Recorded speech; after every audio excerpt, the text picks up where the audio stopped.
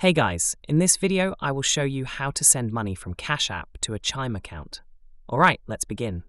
First, you need to link your Chime account or card to Cash App. Open Cash App and tap the user icon in the top right corner. Scroll down to Linked Banks and select Link a bank or card. Enter your Chime routing and account number or your Chime card details and confirm. Once linked, your Chime account will appear under Linked Banks.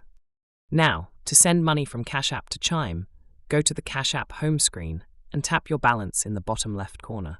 Select Cash Out, then enter the amount you want to transfer. Make sure it doesn't exceed your available Cash App balance.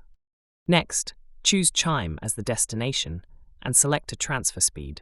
Instant transfers arrive immediately, but come with a small fee, while standard transfers take 1 to 3 business days, but are free. Confirm the transaction, and your money will be sent from Cash App to your Chime account. So that's basically how you can send money from Cash App to a Chime account. And that's it for this video. If you find this helpful, consider subscribing and giving this a big thumbs up.